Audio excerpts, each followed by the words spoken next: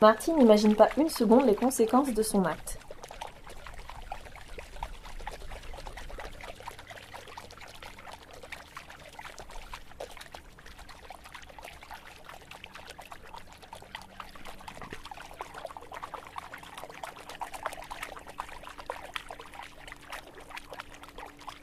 Les déchets sont entraînés au large.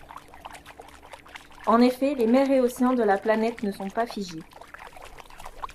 L'eau circule du fait des vents et des différences de température qui existent entre les pôles nord et sud.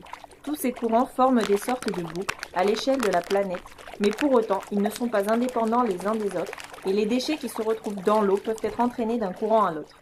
Des déchets jetés depuis les côtes indiennes, dans l'océan Indien, peuvent se retrouver bien plus tard, au niveau des côtes de l'île de la Réunion par exemple.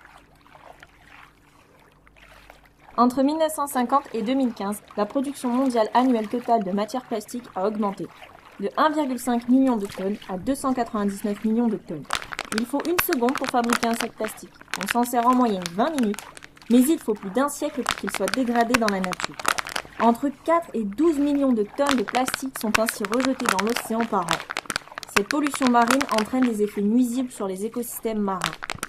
Une fois dans l'eau, les déchets peuvent soit être rejetés sur les plages, soit s'accumuler au large et former des plaques de déchets certaines aussi grandes que la France, ou soit couler au fond des océans. Les tortues marines ont mauvaise vue de près, et Olive la tortue n'a pas vu que ce n'étaient pas des méduses qu'elle mangeait, mais des déchets plastiques. L'ingestion de plastique peut alors provoquer des occlusions intestinales, c'est-à-dire un blocage partiel ou complet de l'intestin, qui empêche le transit normal des matières fécales et des gaz. C'est pour cela que Olive, la tortue Kawan, a si mal au ventre. Récemment, une tortue a été retrouvée avec 200 grammes de déchets plastiques dans son estomac.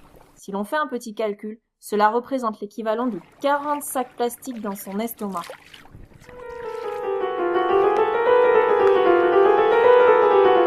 Et non, ce n'est pas un requin, mais une tortue lutte déguisée. C'est un costume un peu encombrant cependant. En effet, les tortues emmêlées dans des filets de pêche abandonnés ou dans des sacs plastiques peuvent rester coincées au fond de l'eau et ainsi se noyer. N'oublions pas qu'une tortue marine a des poumons et doit remonter à la surface pour respirer. Les petites tortues sont aussi impactées. Une fois éclos, en effet, elles doivent impérativement rejoindre l'eau au plus vite.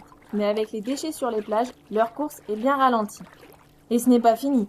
Pour les plus chanceuses qui ont réussi à rejoindre l'eau, elles vont être entraînées par les courants de surface afin de commencer leur vie de tortue marine.